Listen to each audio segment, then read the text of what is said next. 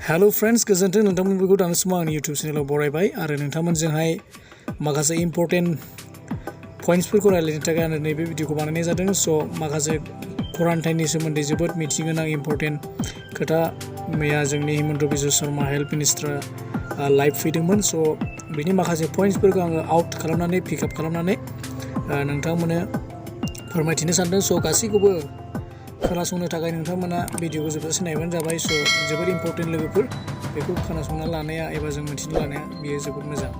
स' जेसेबांनाखि बाहेरायाव थानाय जोंनि आसामनि बाहेरायावहाय थानाय जे माइग्रेन्टसफोर एबा स्टुडेन्टसफोर जेसेबांनाखि दङ गासैबो 14 डेजनि क्वारान्टाइनखौहाय बियो मानिथारनांगोन होनना बुंदों। आरो बे दानि जे क्वारान्टाइन बियो जोबोद स्ट्रिक्ट जागोन आरो बियो रुटलेस क्वारान्टाइन जागोन होनना बुंदों। रुटलेस माने बेवहाय नोंथाङा जेबो फन कल ससियेल मिडिया एबा बिदिनो टुइटार फेसबुक वाट्सएप बेबायदि बाहायनो मोननाय नङा। बियो जोबोद स्ट्रिक्टलि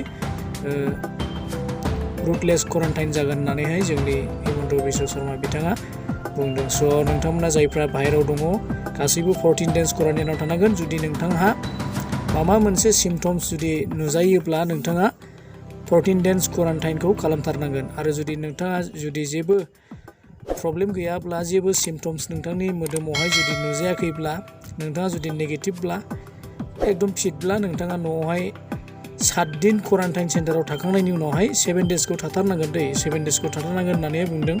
स' 7 डेज क्वारान्टाइन थाखांनायनि उनावहाय जायफ्रा जुदि एकदम फिट देहायाव जेबो प्रब्लेम गैया बिथांमोना न'आवहाय आरोबाव 7 डेजखौहाय हम क्वारान्टाइन खालामनांगोन। लोगोसे न'नि मानसिफ्राबो 7 डेज हम क्वारान्टाइन खालामनांगोन होननानै बिथाङा फोरमायो। स' दानि जे क्वारान्टाइन बियो जोबोद स्ट्रिक्ट खिन्थु 14 डेजखौहाय बियो मानिथारनांगोन होनना बुंदों। 14 डेजखौ मानियाब्ला प्रब्लेम जानो हागौ। स' बेनिखायनो जायफ्रा बाहेरायाव दङ एबा दा गुबुन जायगानिफ्राय जोंनि आसामाव थांनायफोर 14 डेज क्वारान्टाइनखौ बियो मानिथारनांगोन। खिन्थु 7 डेजखौहाय मानिनायनि जाहोना जाहैबाय जायफ्रा एकदमबारे जेबो सिम्पटम्स गैया जेबो जेन'बा देहाफोराव उसुबिदा गैयाब्ला बिथांमोनखौ 7 दिन लाखिनानै न'आव दैथायहरनाय जागोन। आरो बे क्वारान्टाइनावहाय एबारहाय सरकारा हिउज मोनसे फाइनान्सियेल बार्डेन बाजेटखौहाय लानानैहाय हम क्वारान्टाइनखौहाय फालिनाय जागोन होनना बुंदों। स' 500 थाखा रां महरै सासेयावहाय पार हेड डेइलि सासेयावहाय 500 थाखा क्वारान्टाइन सेन्टारावहाय खरस खालामनाय जागोन। जायफ्रा क्वारान्टाइनाव थायो बिथांमोननि थाखाय सासेयावहाय 500 रां सानसेयावहाय खरस खालामनाय जागोन होननानैहाय बुंदों। आरो बे गासैबो खरसा गभर्नमेन्टनि जागोन। बेयाव रावबो इन्डिभिजुवेल मानसिया खरस खालामनांनाय नङा। आरो जायफ्रा जेन'बा हटेलाव थानायफोर थायोना हटेलावहाय जुदि दोनदोंब्ला बिथांमोननि थाखायहाय रुम रेन्टनि थाखाय 2000 आरो एक्सट्रा जानायनि थाखाय 500। स' 200-500 जायफ्रा हटेलाव दङ बिथांमोननि थाखायहाय खरस खालामनाय जागोन एबा स्पेन्ड खालामनाय जागोन होनदों। स' जायफ्रा क्वारान्टाइन सेन्टाराव थायो बिथांमोननि थाखाय हाइलि बाजेट 500 थाखा महरै 500 इच पार डे पार हेड स्पेन्ड खालामनाय जागोन। स' जानाय लोंनाय बेवहाय जेबो उसुबिदा जानाया थानाय मानाय अब्लाबो हाइलि बाजेट खरस खालामनानैब्लाबो गभर्नमेन्टआ क्वारान्टाइनखौ गोराथार खालामनांगौ होननानै फोरमायथिदों। स' जोंबो बेखौ मानिनाया मोजां आरो भिलेज लेभेलनि गासैबो कमिटिफोरखौहाय खावलायदों जेन' क्वारान्टाइन खालामनायखौ रावबो जेन' आफस खालामा जेन' बियो मोजांथारै जायो। नङाब्ला जोंनि आसामाव जे कर'ना बारायबाय थानाय बेखौहाय हमथानाया गोरलै नङा। बियो प्रब्लेमा बारायगोनसो होनना बुंदों। आरो जुदि जायफ्रा हम क्वारान्टाइन खालामथारनांगौ जायोबा बिथांमोननि थाखाय 13,000 खरस खालामनाय जागोन होनना बुंदों। जायफ्रा हम क्वारान्टाइन खालामगोन ना जेबो प्रब्लेम गैया बिथांमोननि थाखाय 13,000 खरस खालामनाय जागोन गभर्नमेन्टनिफ्राय। आरो 14 डेज क्वारान्टाइना खिन्थु बियो मास्ट बि आरो बेवहाय खुनु आफस खालामनो मोननाय नङा। आरो रुटलेस क्वारान्टाइन जागोन। बेवहाय नोंथाङा फन बाहायनो मोननाय नङा। बेवहाय नोंथाङा एकदमबारे साइलेन्टलि 14 डेजखौहाय मानिथारनांगोन। आरो जोंनि जिखुनु डिस्ट्रिक्टआवहाय 200 जुदि पजिटिभ केस कर'ना COVID-19 पजिटिभ केस मोनोबा बे डिस्ट्रिक्टखौहाय रेड जन एलार्ट होननानैहाय माने एलार्ट खालामनाय जायो। रेड जन होननानै एलार्ट खालामनाय जायो। स' बेबायदि दाजाथों होननानै कामना खालामनाय जादों। आरो जोंबो लुबैयो जेन' बेबायदि रावनिबो डिस्ट्रिक्टआव जाया। जुदि 200 COVID-19 जुदि मोनसे डिस्ट्रिक्टआव पजिटिभ केस मोनोब्ला बे डिस्ट्रिक्टखौहाय रेड जन होननानै डिक्लेयार खालामनाय जायो। स' जोंनि आसामाव गासै 191टा पजिटिभ केस मोनबाय। बेबो अनलि 37,000 जोंनि आसामनि बाहेरायाव थानायफ्रा जोंनि आसामनि बाहेरायाव थानाय जेसेबांनाखि मानसिफोर दङ गासैबोनि गेजेरावहाय 37,000 जाहैबाय जोंनि आसामावहाय दिनैसिमावहाय फैबाय। स' बेनि गेजेरावहाय 190 पजिटिभ केसखौ मोननो हादों। स' अब्ला बिथाङा बुंदों जे 12 लाख 12 लाख दाबोनो गोबां सुबुंफ्रा 12 लाख सुबुंफ्रा बाहेरानिफ्राय फैनांगौ दं आसामावहाय।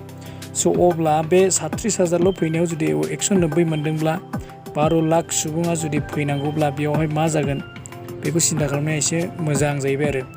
स' टटेल आसामावहाय दिनैसिमावहाय 25,693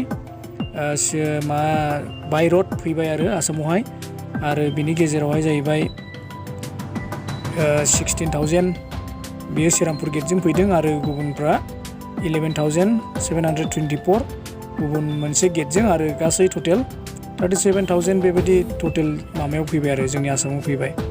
स' 12 लाख सुबुंफ्रा फैजोबनांगौब्ला आसामनि अबस्थाया मा जागोन बेखौहाय जोबोद मोनसे गोगोम गोथौयै साननांगौ जाहैबाय आरो। मानोना 12 लाख मानसिफ्रा जुदि आसामावहाय फैजोबनांगौब्ला क्वारान्टाइन खालामनो थाखायबो बिराद दिगदार जागोन, आरो बिथांमोनखौ जोथोन लानाय बिथांमोननि थानाय गासैबो प्रब्लेम जागोन आरो कर'ना पजिटिभ केसाथ' बे बारायखागोन आरोना, बे एकदमबारे 100%खा। जुदि 12 लाख सुबुङा जुदि आसामाव खेबसेयैनो थांजोबोब्ला आसामाव माने बारायनाया बियो एकदमबारे 100%खा, इनक्रिज जागोन डिसक्रिज जानाय नङा। स' बिथाङा हिमन्त बिश्व शर्मा बिथाङा बुंदों जे जेन' बयबो लासै लासै थाङो, जेन' होंगो दोंगो जेन' थाङा, जे 1 थारिख जुननिफ्रायथ' ट्रेना खुलिखाबाय। स' ट्रेन खुलियोबाबो बयबो जायफ्रा दङ बाहेरायावहाय लासै लासै थांनायखौ बिथाङा खावलायदों आरो मोनसे गुड निउसआ जाहैबाय दाखालि जायफ्रा 2000 मोनदोंमोन रां मदद हिसाबै, जायफ्रा 2000 अनसुंथाइ मोनदोंमोन आसाम सरकारनिफ्राय, बिथांमोना दिनै आरो गाबोननि गेजेरावहाय 2000खौहाय सेकेन्ड इनस्टलमेन्ट मोनसिगोन आरो। स' दाखालि फार्स्ट इनस्टलमेन्टआवहाय फार्स्ट पिरियडआवहाय टटेल 3,61,170 सुबुंनियावहाय एकाउन्टआवहाय 2000 हिसाबै ट्रान्सफार खालामनाय जादोंमोन होनदों।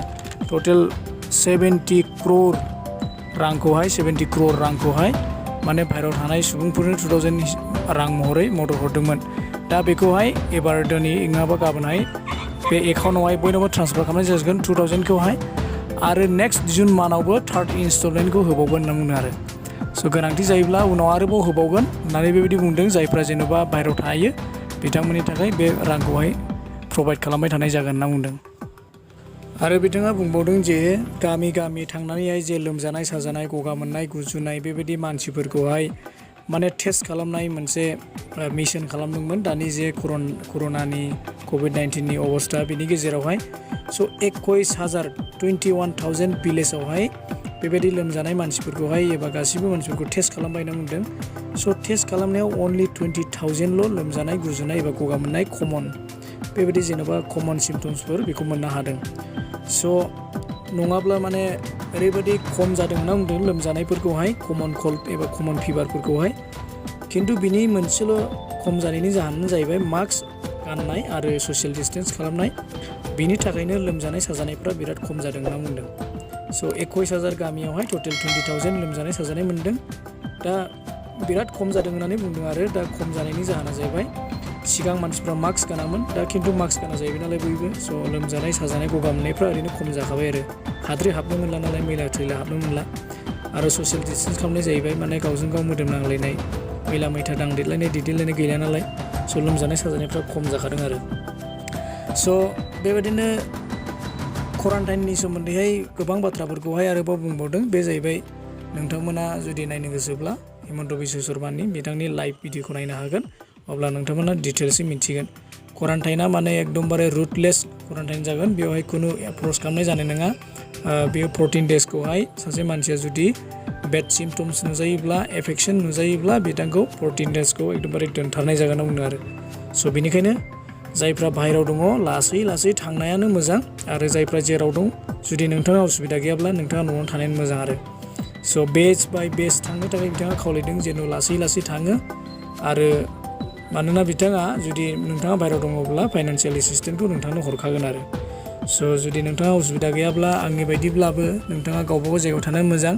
मानोना जुदि नों ट्रेभेल खालामोब्ला सोरनिफ्रायबा नोङो माहायबा मा लोगो मोनगोन, आरो गुबुन मानसिफ्रा नों ससियेल डिसटेन्सखौ बुजिब्लाबो सेल्फ आइसोलेसनखौ बुजिबाबो गुबुना बुजिनाय नङा, नोंनि खाथियाव फैदेरगोन, नोंखौ दांदेरगोन, नोंखौ गुजुदेरगोन। स' बेनिखायनो गावबागाव जेराव दं बेयावनो सेफै थानायानो मोजां होननानै आं सानो लोगोफोर। स' दिनैनि भिडिअ'आ एसेनोसै लोगोफोर। भिडिअ'खौ अननानै लाइक खालाम आरो शेयार खालाम, आरो भिडिअ'खौ मोजां मोनदोंब्ला चेनेलखौ साबस्क्राइब खालाम। आङो बेबायदिनो इनफरमेटिभ भिडिअ'सफोर नोंथांनि थाखाय लाबोबाय थागोन। स' चेनेलखौ साबस्क्राइब खालामनानै कानेक्टेड जानानै थानो थाखाय खावलायनाय जाबाय। स' थेंक इउ लोगोफोर, हेभ ए गुड डे।